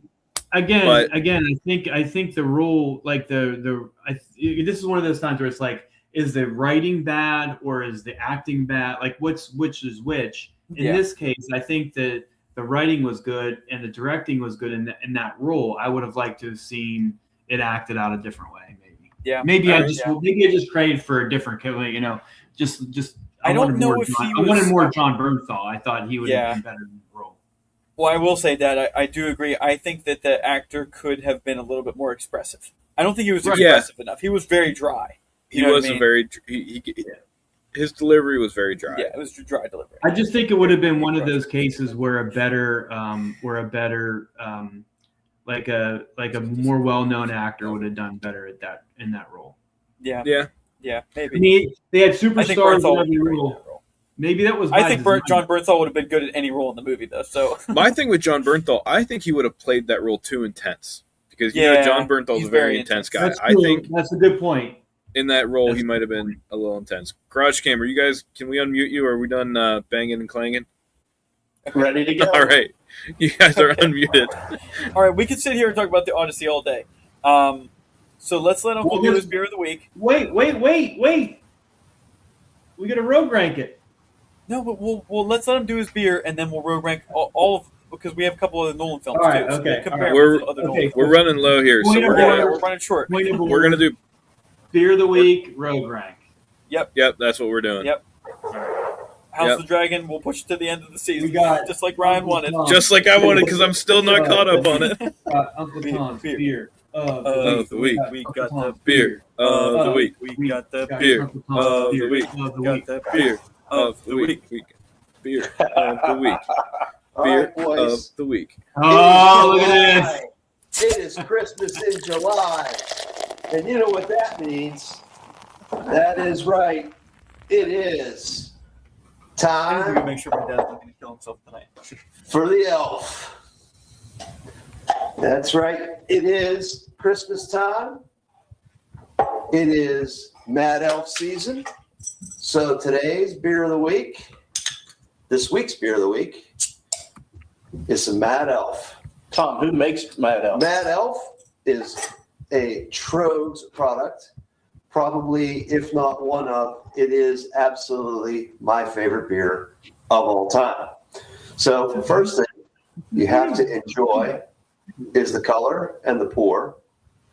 Very nice little pour. Does not give us too much. Well, that's a nice color. Right? Good pour. Right. This obviously the color. It's got a nice little darker amber color. And this particular bottle of Mad Elf, I believe this is vintage 2000 and, well, I better get my glasses on to see. I'm coming out, like I said last week, I'm trying to get through the fridge. This is a 2022 beer. Seeing that I have a whole bunch of them. I actually have like one from 2015 or 16 in my refrigerator, one with the old logo. But yes, but still one of the best beers that I obviously enjoy. It is fantastic. And now let me give you first, let's go. And this is once again, a Trogs product, one of my all-time favorites. So here we go. Let's talk a little bit about Mad Elf. Okay. All right. Mad Elf. All right. It is a nuanced blend of sweet and tart cherries, Pennsylvania honey, chocolate malt, and a hint of mischief. The essence of this legendary holiday ale, along with its ruby red glow, is born from 5 varieties of tree-ripened cherries. Right, local wildflower honey sweetens the celebration, and a spicy Belgian yeast adds subtle notes of cinnamon, clove, and allspice. It's not the holidays until you've had Mad Elf. So it rolled in at about 11%. So this is not one of those beers that you want to enjoy several of them, because from experience, yeah, they'll kick your butt. But anyway, it is only available basically from mid-October and through December and maybe into January, depending on your local distributor or bar restaurant type place that may have it. It is a ruby red. It is kind of a little bit of a Pilsner feel to it. It's not really hoppy, but it's got the cherries in it and has a little bit of that spice. A couple things to note about this beer, right? Obviously, in 2022-23, it was the best Mid-Atlantic beer, and this beer has also been featured in Playboy magazine. So go find your copy or online. But more importantly, and this is one of the things one of the things that I've found about Trogs website when they talk about their beers, they give a nice beer and food compliment. So obviously with Mad Elf, you want to eat. It says here it's great with cherries, obviously, fennel, pears, marshmallow yams, dates, figs, and of course, since this is a Christmas beer, you've got to have it with ham. So it complements very well with ham. And once again, Trogs beer coming in on the beer of the week. Mad Elf this time. I give this one. This is a 5-star on Untapped. This is one of the. I've checked it in 9 times, and I have some friends drinking this, and they're all coming in at a little above a 4.25, 4.5, and it is once again not a beer to basically consume many of. This is a one and done, maybe a half of a beer, and sharing with your favorite brother-in-law, or one of your favorite brothers. I have 3 brothers-in-laws, don't I? 3. Yeah, wow. 3 of them. Uncle Jerry, your arm's tired yet? Yeah, he's holding up the sign. You have But, more than 3. Yeah, wait, you have more. I have a couple of them. There's And, a you couple know, sisters. yeah, I have sisters and brothers-in-laws and everybody else. But I will say this about Mad Elf. Get that long cord ready. Quick story. The first time we went to Trogs, I grabbed a couple growlers, took it to my my sister's place in Deep Creek, and decided to drink a growler. My nephew and I decided to drink a growler and a half of it between the two of us. The next morning, he woke up and says, "Uncle Tom, what were we drinking last night?" And I told him we were drinking Mad Elf. He goes, "Oh my gosh," because it feels like I drank about 10 beers. And he had like 2 or 2.5. So yeah, it comes in very, very strong, but it is very flavorful, and you can get into trouble, drinking this. So you have to be careful, consume responsibly, and it is Christmas in July, so Wesołe Świąt Bożego Narodzenia. Which one am I in now?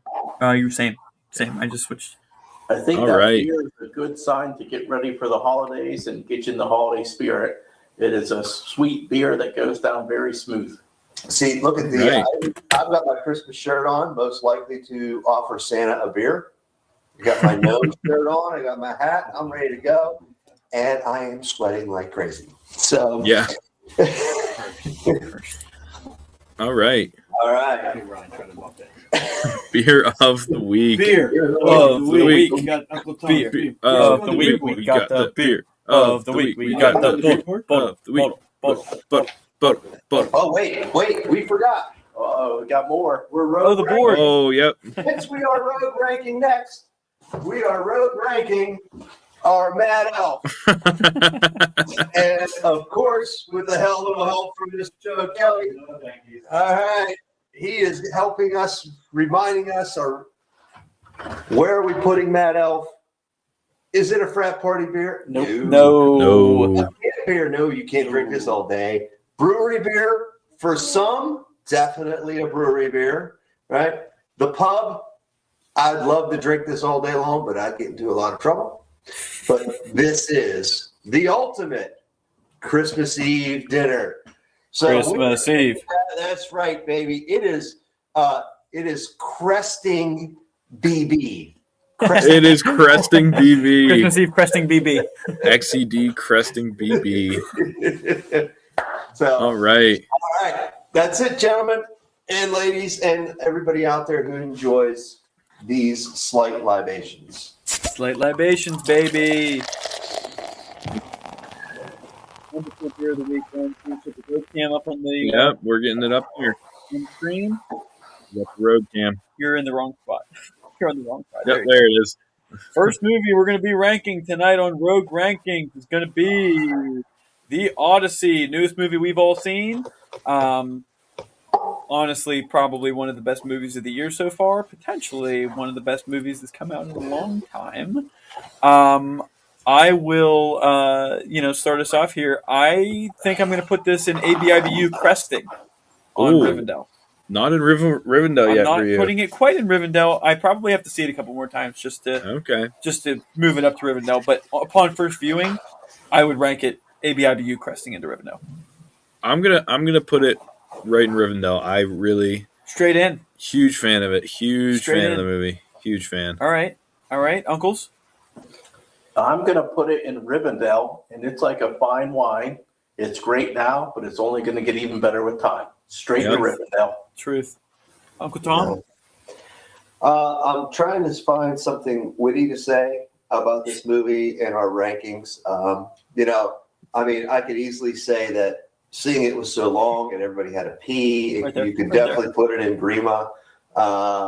But no, I think it was very well done. It might be one of the best movies that we're going to see we've seen in a while, and we're going to see it in some time. So definitely Riverdale, Cresting Road Rankings. Oh, Ooh. RCRR. RCRR. I'm telling you, I think it was that well done.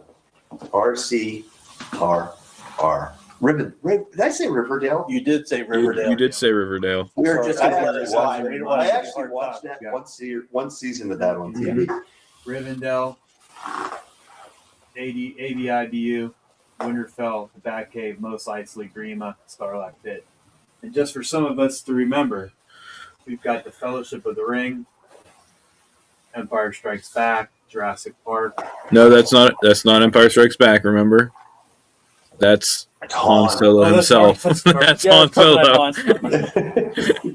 Yeah, but Empire's right next to it. Though, so Oh, all right, they're both up there. So are we saying this kind of ranks up there with those? Cole doesn't think so. Well, I think that my average is not pulling it down far enough. I think it still goes. I think it's Riverdale.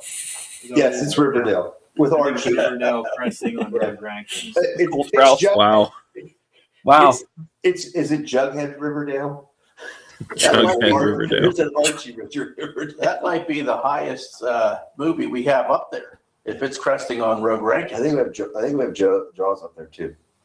Is that All right, Jaws? Dad, put it on the board. Where you tell me to put it? I think that we put it High towards high Riverdale. High Riverdale. No, I will not stand for this slander. It is Rivendell. Yep, clearly. That's a good spot. That's a good On the spot. line? Yep, on the line. Yeah, put it Cresting. up there, 'cause That's definitely Is it cresting. above Han? Is it above Carbonite Han? It's definitely above Just, Carbonite. right about the same as Carbonite on. Perfect. All right, what do we got next? All right. You want to do the other Nolans? We could do Interstellar or Yeah. The Dark Knight. Oh yeah. The That's Dark what. Knight Here, Ryan, Rises. put me up on the main. All right, let's get him up here. And you have some artwork too. Yeah. So we forgot to mention this in the show just because of our extensive technical difficulties. But it is this week is actually the I can't remember what I think it's the 15-year anniversary of Dark Knight Rises. Oh yeah, 15. 15 year anniversary of Dark Knight Rises. So in honor of Christopher Nolan, we're gonna rank it here. So Dark Knight Rises, where are we putting it? I'll go last. So Ryan, if you want to go first for this one. Dark Knight Rises. Here, let me zoom out so you're back on. Another great Nolan movie, but of the Nolan Batman movies, I would say it's the best. Dark Knight Rises, I would probably stick it right in ABIBU, maybe dipping into what do we have below ABIBU nowadays?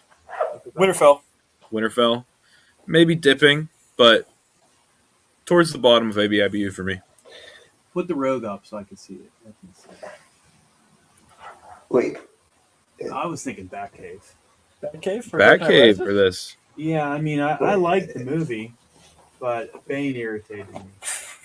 Tom Hardy Bane. I love Tom Hardy. He's one of my favorite actors of all time. Yeah. I do not like him Bane.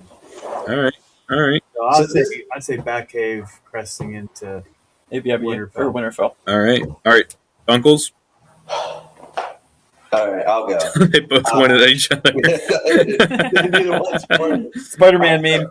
There are a couple things about this movie that are excellent. First of all, obviously Catwoman was excellent in this movie. Anne Hathaway. There you go. Yep. But we go and filmed in Pittsburgh. Excellent. A lot of great scenes of the city. You had Gordon Levitt.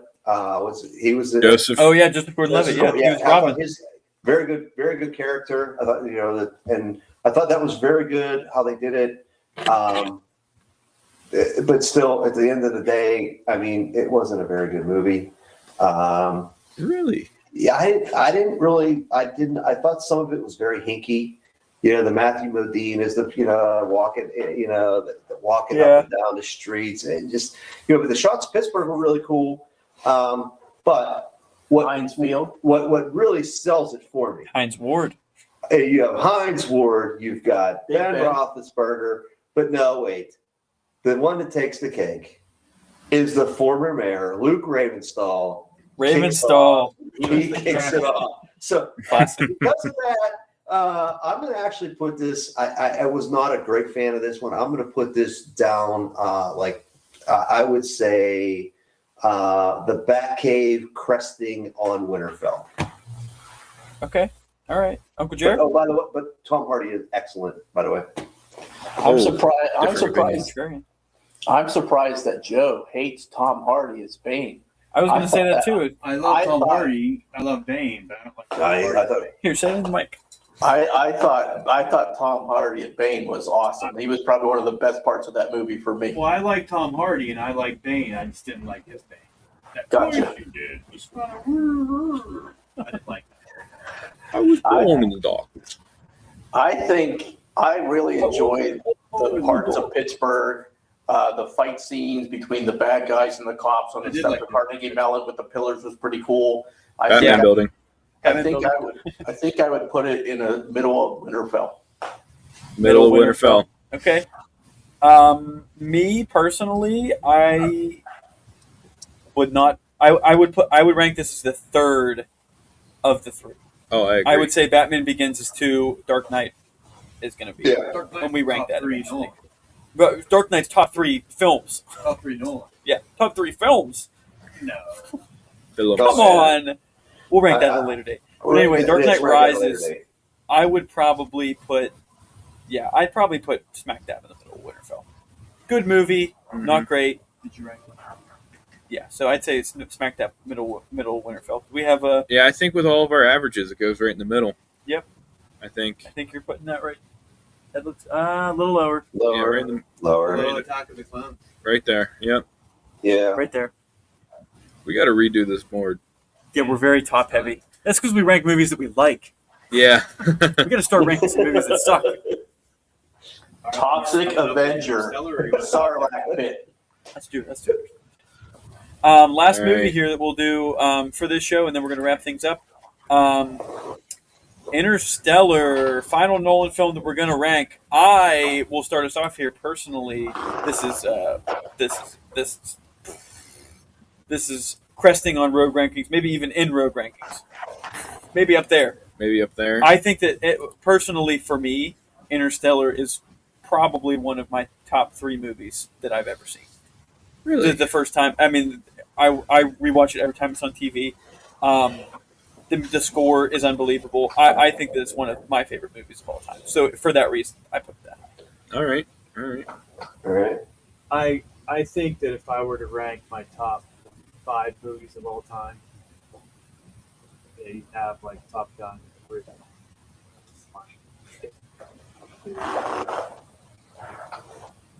all joking aside, Shawshank, Who's it? Interstellar. Matt Damon, Anne Hathaway, and Chalamet are all in Interstellar. Yeah. Love what he did with the organs. Mhm. Yep. And I think I agree with Full. I think it's high road rankings, cresting on Wall. No, but honestly, I think it's Rivendell. All right. All right. Agree, Rivendell. Ryan, See, I here mean, comes Mr. Contrarian here. no, I hate to be a contrarian, but I haven't seen this movie in a while. Yeah. It's Do been it a while right. since I've seen it. Do it, Ryan. Do it. But even of Christopher Nolan's films, I don't think it was one of my favorites. Who would you put over it? I like The Prestige better. Prestige. That was good. I like Inception better. I like The Odyssey better. Maybe recency bias on that Little recency bias. one.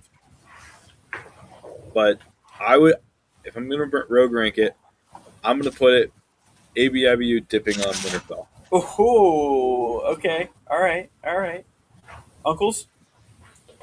I'm going to put my ranking right where Ryan is.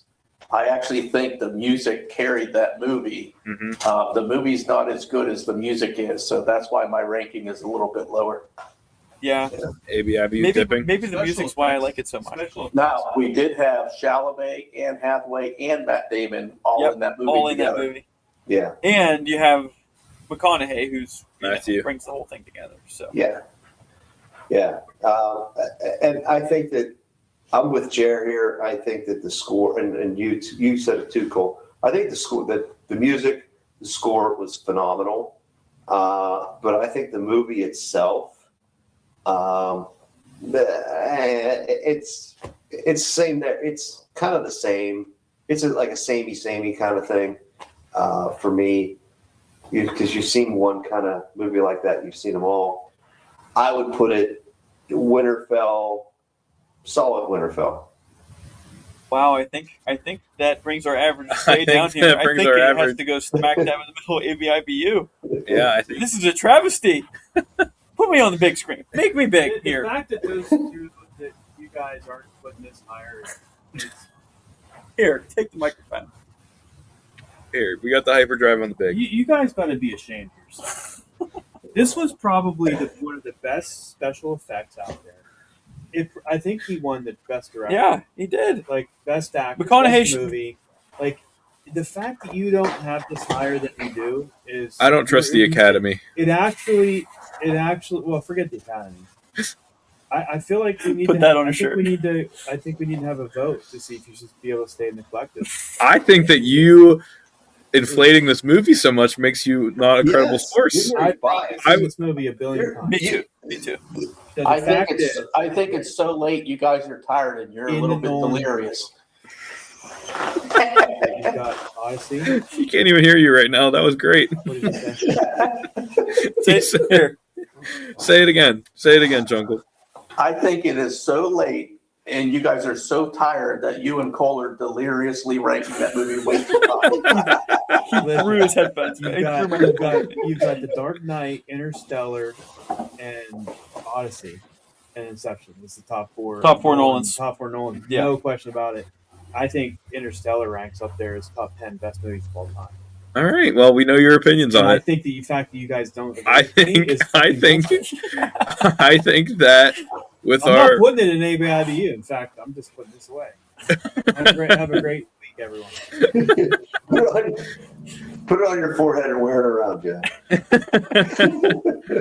No, but I mean, I think I do have some Hans Zimmer bias just because I think he's such a great composer. there is, yeah, But there is. Joe, tell us what else is in ABIBU. So these idiots in this garage are saying that this should be below A New Hope. so Saying- Interstellar below A New Hope. Yes. Yeah, for sure. For sure, Uncle Tom said. For sure. Yeah. Against my better judgment. I actually don't even think that's one of his top 5 movies. Oh, This is Uncle exactly- Jared says. Uncle Jared says. For heaven's sake. What are we doing What here else on does the he have? Nerd Podcast? We're ranking Interstellar in the bottom of the list. I The mean, you bottom? have, you have Better, the it Odyssey. basically better be in Grima at this point. You could also just put it in the Sarlacc pit. At this point. Come on. Come on, you have the Odyssey, you have All right, Dark I Knight, put it up on auto. you have Memento, you have Oppenheimer, you have Dunkirk, you have Insomnia. Yeah. I mean- I don't know if it makes my top. Have you 10. guys even seen this movie? Yes. I think Have it you was so seen this bad. movie? I think it was so bad I've it put me seen to sleep. it. Like, it's. Uncle Jared said he fell asleep. It is not one of All his. right. Well, I we've think- ranked it. We've averaged it to. I mean, Dunkirk was ABIBU, better than right? this movie. No, Oh, Dunkirk was better than Interstellar. Dunkirk I'm was it is telling better you. than Dunkirk It was was, good. it was good, Dunkirk very was good, good. but it wasn't. I loved Bane in that one. It was great. Yeah, It was All great right. in that. but Hardy wasn't in Dunkirk. Oh, you don't know? Yeah, he was. He was the pilot. Inception was also better. Inception. no, I Inception. would say that's a good that's a fair opinion. Yeah, it's a Inception was a. I would say Inception and Interstellar are my favorite two Nolan films. You guys are halves of a whole person right now. Cole can hear everything. Pers- Uncle Joe can't. Uncle Joe can He say has the everything. microphone. All right. Look, we The can, pers- we can go on. The Prestige is probably even better. I think we got it. I think that's a wrap. Yeah, Yeah. that's it here. I'll close this out here. All right. A couple Okay, things. Yeah, good. Couple good, things. yeah. So thank you for joining us here on the Hyperdrive Collective. We barely even rang that bell tonight. So if you're now just joining us here at the end of the show, or if you made it all 2 hours here, click that like button, click that subscribe button, ring that bell. Ring it. Ding, ding, ding, ding, ding, ding. Thank you for watching here on the Hyperdrive Collective. We will see you next week. Dad and I will be filming here on location. We will not be in our great city of Pittsburgh. We will be in South Carolina. So Yeah. Ryan's So going to be running the show here. We'll leave From it to Ryan to figure this mess out. yeah. Yeah, I think next week's we're gonna all be remote next week. I think it'll be a remote Remote only. only show next Yeah. week. It'll be like a Discord call. Yeah, it'll be an Oh, interesting it might time. be. What day? Hey, it might be Shed Cam next week. Shed Might be Cam. Shed Cam. We're back to Shed Cam. But anyway, thank you for joining us here on the Hyperdrive Collective. We will be, doing another stream probably next week. And yeah, thanks everybody for joining us. Do something great this week. Thanks. Bye bye. All right. Da, da, Bum, da, bum, da, ba-da, da, dun, dun, dun, dun, dun, dun. Ba-da-da-da-dum. Do, do, do, do, do.